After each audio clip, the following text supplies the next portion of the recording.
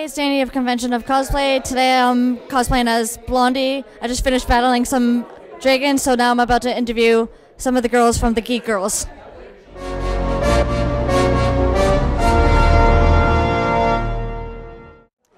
Hi, I'm Dani, and it's Convention of Cosplay, and today I'm with Jen Marvel, Roxy Lee, Jillykins. And who are you cosplaying as today, and what was your inspiration to go as the character? my character is Cable from X-Men, and I love the 90s versions of the X-Men characters, and that's my inspiration. I'm cosplaying as Death from Sandman. I kind of chose to do her because reading the comics, I was always a fan of this character in particular because she reminded me a lot of myself, and these are all clothes I wear on a regular basis. I'm dressed as Polaris. My main inspiration was, really, I just love the House of Maximoff. I have a Scarlet Witch costume, and then I want to be Polaris, and then I get to hang out with other siblings. The next take over the world. Now, how long have you guys been cosplaying, and what was your inspiration to start into it? I started cosplaying about 5 years ago when I was asked to be a booth babe, actually, for a graphic novel called Bad Kids Go to Hell, which is now a feature film. And we kind of did it for fun. I didn't really know about conventions at the time, but I saw everyone cosplaying and decided that I really wanted to be in that kind of world because I loved Halloween, I loved makeup and costumes, and it's just been cosplay since then. I've always cosplayed, like, ever since I was little, but I kind of fell into it, like, more often, like, in the last 2 years. So, yeah, that's pretty much it. Yeah. I started cosplaying back in, like, 2005. So, I don't know, I went to my first convention in 2005, and then, like, the next convention I went to that year, I was like, I need to cosplay, like, I need to do it. Everyone looks like they're having so much fun.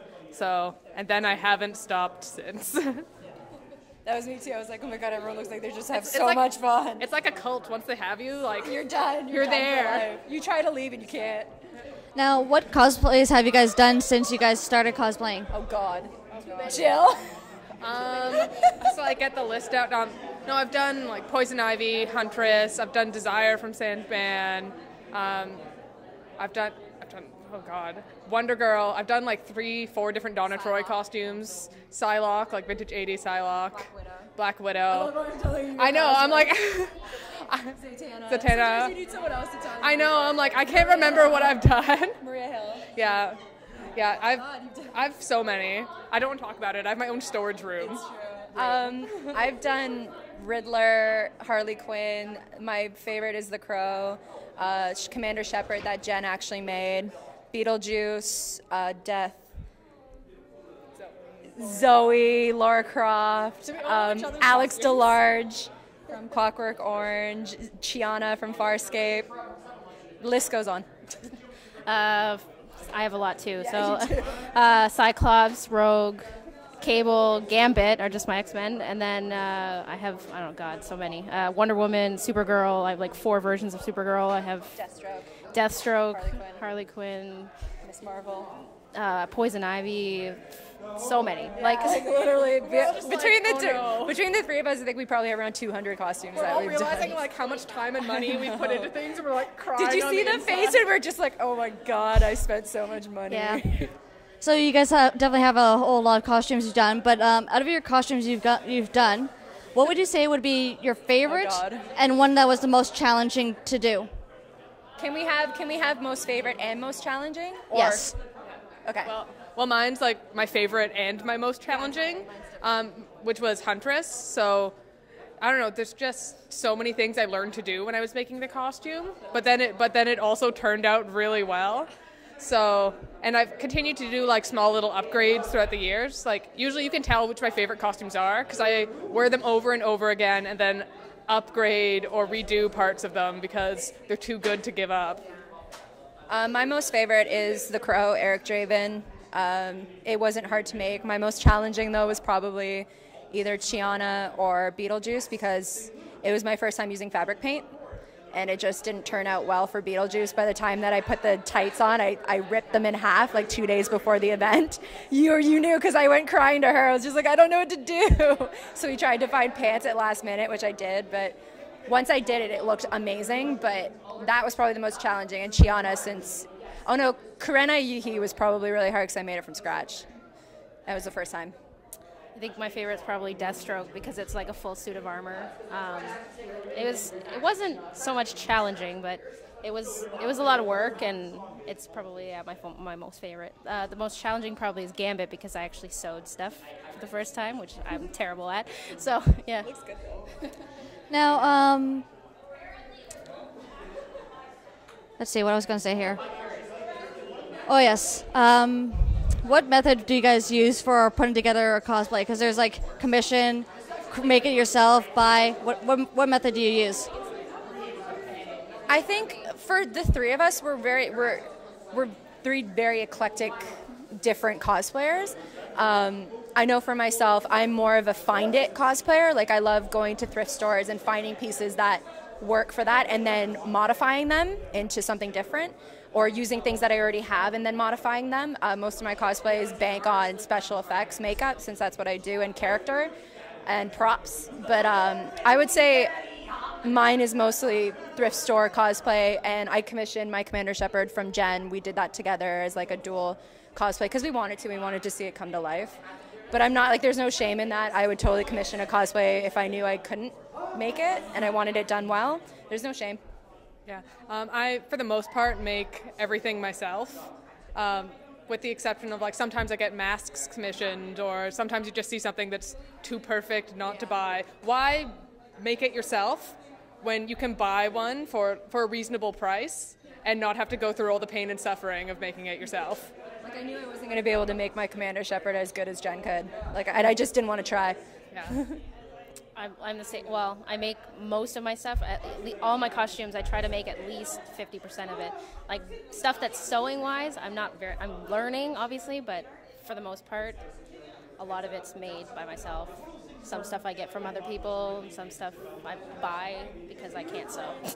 I think we're the same in the sense that we do make a good percentage, we have to make a good percentage of most of our, if not all of our costumes, but we all, between the three of us, I guess I could speak that we have no shame if we, like she said, if we see something we really love, we'll buy it. And have you guys been in any competitions or masquerades? And what was the experience like if you have? I've done a lot of competitions and masquerades. I'm actually a master level like ICG cosplayer. I stopped competing a while ago just because I got to the top level and I was like, well, I can't move anywhere now. So like I started doing some more, like I teach some panels and I do some judging. But really, going through the competition like scenario, it really gets you to push yourself and try new techniques, or you have someone inspect everything and then they let you know like, oh, why did you do it like this? Then sometimes they'll give you feedback like, oh, a really easy way to do that is. So it's like it's a good learning experience. I don't know, there's the fun competitive nature to it where everyone's competing, but at the same time, everyone's still a nerd in a costume and everyone's there to have fun, and you go and talk to everyone, you meet new friends. Like I've met a lot of great community friends through just hanging out in green rooms, because you have to hang out for like 2 hours ahead of time. Yeah. For myself, I haven't done any costume contests as a contestant. I've judged a few. I've always wanted to, but I want to do more of the skit-based contests more than just the walk and pose. And because, like I said, most of my costumes aren't as they aren't as big as other people's, elaborate as other people's costumes. It's more character, so I like to be able to show that kind of off, because I'm a performer. That's what I do. But I have yet to go into one. I want to. But yeah, judging, I like doing it, but I don't like doing it at the same time, because I don't like having to tell people things about their own artistic expression. It just seems silly, because I have my own, they have their own. I don't want to judge you, but it's fun. It can be really, really fun to just be a part of it, like today. So. I enter sometimes. Usually it's more like smaller conventions, but I just cosplay just for fun, so it's not really a competition for me. Anyway. I want to just do it, just to make a skit and just have fun and be that character, you know? No, yeah. Yeah, I want to do that. Yeah, I tell everyone it's usually worth it once, because you never know until you try. Exactly. And at the same time, it's really rewarding for yourself. I can tell people like I'm a master at something. Okay. Sorry, I'm a master. I'm a Pokemon master and a costume master. I'm a costume okay. master. And like all the people who don't cosplay are like, you're a master of what? care. Costumes? Oh. Yeah. Okay. Yeah. Damn it. Now, a follow-up question I actually have for Jillian is, because you've done both being in a competition and also judging. So, which do you prefer doing the most, and why? Telling people what to do. I find being a judge is really fun because you get to see so many costumes, and I always go up to people at conventions and ask them how they made stuff. I'm like, what fabric is this? Can I touch it? So as a judge, you get to just touch their fabric, and like you get to. It sounds really creepy. I don't know. I like being a judge because you get to see everything. You get to understand how people made different pieces. Yeah. Well, because going in as a competitor, like even if you're just going in for fun, it can still be a little stressful because sometimes competition is just stressful. Once you add that word competition into it, it's always really stressful. It's always really hard presenting like your art to someone, And have it being critiqued. and then you're always worried like, oh no, what if they hate it? But it's like, no, for the most part, like all the judges are really happy that you came to show your stuff. And they're all cosplayers who've Yeah, been there before too. even if what you made is falling apart, you still took the time and effort to come and show us what you made. So, I don't know. I like being a judge, but competing's also fun. So. She's a master level judge too. All right, so now I'm going to ask you some opinions on cosplaying. So, Oh, good. We're good at these. yeah, so lately, like, everything is improving in the cosplay community, but there's still a lot of negativity. So, what does cosplay mean to you guys? I think the fact that we're part of the GeekxGirls, especially recently, we've been facing a lot of backlash online on our page. We've been experiencing a lot of sexy cosplay isn't cosplay. You can't show skin to be sexy. You can't have boobs to be sexy, or larger girls shouldn't cosplay this, or the racial aspects towards it. We get the entire spectrum on our page daily, and we have to monitor those comments, and they hurt because the girls that we post are all people who submit to us. They're not people we find, so it's not like they're not going to see these photos. They're waiting for these photos to be posted. Within the cosplay community right now, there are really good positive places, and there are really bad negative places, but you know what, that's life in general. It's going to happen in any kind of community. I think we should work harder to ensure the safety of the people that we cosplay with and cosplay in general, but I don't think we can do that until we all take it upon ourselves to make ourselves better and make sure we are nice and just do it for fun. I think one of the biggest misconceptions from someone outside the community is that most of us are hired models, or we are models, etc., or like we're being paid to be there. It's like, no, like we paid for our pass to get in. Like when I go to conventions in the US, like I fly down there, I pay for my flight, I pay for my hotel. I'm like, if I was getting paid to be here, that would be amazing. But at the same time, like there's no reason to harass someone at their job even. And even at the same time, if there were hired cosplayers and hired booth babes, I was a booth babe. Like, that's how I started, and that actually brought me to cosplay. So you'd think these people would be like, you know what, yeah, her having a job brought her into this community. You think they would be accepting of that, but sometimes you're like, oh, those booth babes, they know nothing about the geek culture. I'm like, why would they be there? Why would they have applied for this job if they didn't have some sort of knowledge or interest in it? There's so many other jobs in the world they could have done. I know you want to say I don't want to say anything. I'm sure? agreeing with both of you. Yeah, I agree. There's a lot of shaming in the community, which is really disappointing to see because, like, historically, it's always been like jocks versus nerds, and I know. But then, like now, like people don't see me walking down the street and think that I dress up as a cartoon character on weekends and have a giant like comic book and statue collection. Like, that's not what people expect. So then when I tell them, you get faced with like, oh, like you're doing it for attention, you don't know what you're talking about. And I'm like, my wall of comics says otherwise. Clearly you spent like what, a week on your costume to like not you care can about you can the yeah, you can spend a week reading comic books, or you can spend the week sewing and recreating your comic book your outfit. Like you're still expressing your love. Like artists in Artist Alley draw their favorite character. I make the costume for my favorite character. It is absolutely no different in my mind. So, to quickly sum what you guys said, what would you say is something you like about cosplaying and something you dislike? there's something I love about cosplay is the community, the people. I mean, I've met some of my greatest friends. I met Jen through cosplay. I met Jill through cosplay. Like, when I started, I didn't have like as many friends as I do now. Like, and the friends that I did had, they didn't understand what my kind of hobbies and interests were. I couldn't share that with them. So when I came into cosplay, I met people who loved what I did, loved what I loved, that I could express myself and hang out with and make costumes with. And it introduced me to so many like-minded people. And that's the beauty of it, is that there's so many of us, if we work that 10% harder to actually understand one another's interests, there'd be so much less negativity. And I guess my thing I hate about cosplay is the exact opposite, is people just not taking the time to respect each other and being tactful with what they say and how they say it. Yeah, you get to let your weird flag wave. Yeah. And yeah, so yeah, I've met a lot of amazing friends through it, and I've been doing it since 2005. If I hadn't met so many amazing friends, like, who knows if I'd still be doing it. But there's people who keep me traveling, like, down to the States just to see them at conventions, because a lot of amazing friends, basically. And then what I don't like is people who take the hobby more serious than it needs to be. I think that's my ultimate pet peeve, because as soon as people start taking things like seriously and professionally, then it stops the fun. As soon as you make it a job, it's not as fun.